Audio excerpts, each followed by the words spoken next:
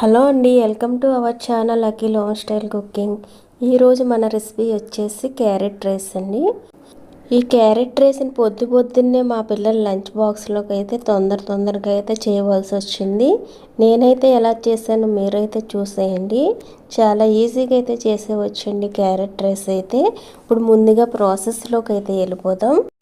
నేనైతే 2 medium size క్యారెట్లను అయితే తీసుకుని ఈ విధంగా తురిమేసి ఒక కప్పులో అయితే వేసాను. అదే కప్పుతో రైస్ అయితే తీసుకోవాలి. 2 కప్పులు రైస్ అయితే తీసుకోవాలి. నేనైతే అప్పటికప్పుడు వండిన రైస్ అయితే తీసుకున్నాను. వేడివేడిగా అయితే ఉంది. ఇలా పొడిలాడుతూ కూడా ఉండాలి. అప్పటికప్పుడు తినేవారైతే నైట్ మిగిలిన రైస్తో కూడా చేసేసుకోవచ్చు. ఇప్పుడు మిగిలిన ఇంగ్రీడియంట్స్ అయితే చూసేద్దాం. అల్లం, కరివేపాకు, కొత్తిమీర, పచ్చిమిర్చి, ఒక ఉల్లిపాయ, టమాటో, 2 బిర్యానీ ఆకులు అయితే తీసుకున్నాను. టమాటో, పచ్చిమిర్చి, ఉల్లిపాయనైతే ఇలా కట్ చేసి అయితే పెట్టేసుకున్నాను. తర్వాత 1 స్పూన్ గరం మసాలా, 1 స్పూన్ ధనియాల పొడి, ఎల్చి ఇంగువ అయితే తీసుకున్నాను. తాలింపు దినుసులు, కొద్దిగా జీడిపప్పు అయితే తీసుకున్నాను. అలాగే లెమన్ అయితే తీసుకున్నాను. తాలింపు దినుసులు పచ్చెనపప్పు, మినపప్పు, ఆవాలు అయితే తీసుకున్నాను. ఇప్పుడైతే స్టవ్ ఆన్ చేసి 2 స్పూన్ల ఆయిల్ అయితే పోసుకోవాలి. ఈ ఆయిల్ హీటెక్కిన తర్వాత మనం ముందుగా కట్ చేసి పెట్టుకున్న ఉల్లిపాయ ముక్కలను అయితే ఎంచుకోవాలి. అలాగే బిర్యానీ ఆకు కూడా వేసాను. ఇప్పుడు ఫ్లేమ్ లో నుంచి మీడియంలో అయితే పెట్టుకోవాలి. మాడిపోయే అవకాశం అయితే ఉంటుంది. మనం రైస్ వేసిన తర్వాత అయితే కంప్లీట్గా సిమ్లో అయితే పెట్టేసుకోవాల్సి ఉంటుంది. లేకపోతే రైస్ అయితే మాడిపోతుంది. 2 స్పూన్ల తాలింపు దినుసులు అయితే వేసాను. అలాగే జీడిపప్పు కూడా వేసేసుకోవాలి. మీరు కావాలంటే పల్లీలు కూడా వేసుకోవచ్చు. నేనైతే పల్లీలు అయితే వేయలేదు. పల్లీలు కూడా వేసుకోవచ్చు అవసరమైతే. ఇప్పుడు ఇవైతే కొద్దిసేపు అయితే ఫ్రై అవనివ్వాలి. ఫ్రై అయిన తర్వాత పచ్చిమిర్చి అయితే వేసుకోవాలి.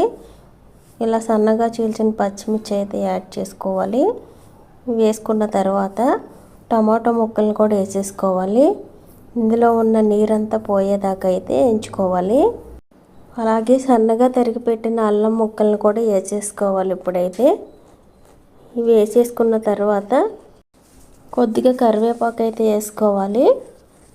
ఈ కరివేపాకు కూడా కొంచెం ఫ్రై అయిన తర్వాత ఈ టమాటో ముక్కల్లో ఉన్న నీరంతా పోయేదాకా ఫ్రై చేసుకోవాలి. తర్వాత అయితే మనం ముందుగా తురుము పెట్టుకున్న క్యారెట్ని అయితే వేసేసుకోవాలి. ఇది 3 నుంచి 4 నిమిషాల పాటు అయితే ఫ్రై చేసుకోవాల్సి ఉంటుంది. ఫ్లేమ్ సిమ్లో మాత్రమే పెట్టుకోవాలి.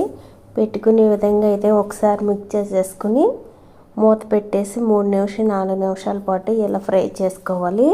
ఈ విధంగా ఫ్రై అయిన తర్వాత మళ్ళీ ఒకసారి అయితే కలుపుకొని ఇప్పుడు మనం తీసుకున్న రైస్ని అయితే ఇందులో యాడ్ చేసేసుకోవడమే. ఇప్పుడు రైస్ అయితే వేసేస్తున్నాను. ఈ రైస్ అంతా ఇందులోకి వేసేసుకోవడమే. వేసుకున్న తర్వాత అయితే ఇందులోకి అయితే మసాలాలు అయితే యాడ్ చేద్దాం. 1 స్పూన్ ధనియాల పొడి, తగినంత సాల్ట్ అయితే వేసుకోవాలి. అలాగే 1 స్పూన్ గరం మసాలా కూడా వేసుకోవాలి. 1/2 స్పూన్ కారం కూడా వేసుకోవాలి. ఇవన్నీ వేసిన తర్వాత అయితే బాగా కలపాలి. ఇప్పుడైతే ఈ మసాలాలు, ఉప్పు, కారం, క్యారెట్ అయితే రైస్కి పట్టేట్టుగా అయితే బాగా కలిపేయాలి. ఈ విధంగా అయితే బాగా కలిపేసుకుని 2 నిమిషాల పాటు అయితే ఈ మసాలాలు ఇవన్నీ రైస్కి పట్టేలా అయితే మగ్గనివ్వాలి. అంతేనండి, చాలా ఈజీగా అయితే సింపుల్గా ఫాస్ట్గా కూడా చేసేవచ్చు ఈ రెసిపీని అయితే. మన ఇంట్లో ఏమి కూరగాయలు లేనప్పుడైనా 2 క్యారెట్లు ఉంటే ఈ విధంగా అయితే చేసేసుకోవచ్చు. సింపుల్గా అయితే మన పిల్లలు కూడా చాలా ఇష్టంగా అయితే తింటారు. క్యారెట్ కర్రీ ఉండేదానికన్నా ఈ విధంగా చేస్తే ఇంకా బాగా తింటారు పిల్లలైతే. ఇప్పుడైతే ఇంగువ అయితే వేసాను. చిటికెడంటే ఇంగువ అయితే వేసాను. ఇష్టం లేని వారైతే స్కిప్ చేసేయవచ్చు. ఇప్పుడు నిమ్మరసం ఒక బద్ద అయితే వేసాను. అలాగే కొత్తిమీర కూడా వేస్తున్నాను. ఈ విధంగా వేసేసిన తర్వాత అయితే బాగా ఒకసారి అయితే కలిపేయాలి. ఇలా కలిపిన తర్వాత 1 నిమిషం పాటు మగ్గనివ్వాలి. తర్వాత స్టవ్ ఆపేయడమే. ఓకేనండి, నేనైతే క్యారెట్ రైస్ అయితే ఈ విధంగా అయితే చేస్తాను.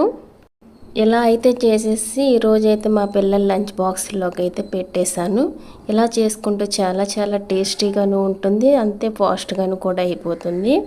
మీకు ఈ వీడియో నచ్చినట్లయితే లైక్ చేయండి, సబ్స్క్రైబ్ చేసుకోని వాళ్ళైతే సబ్స్క్రైబ్ చేసుకోండి.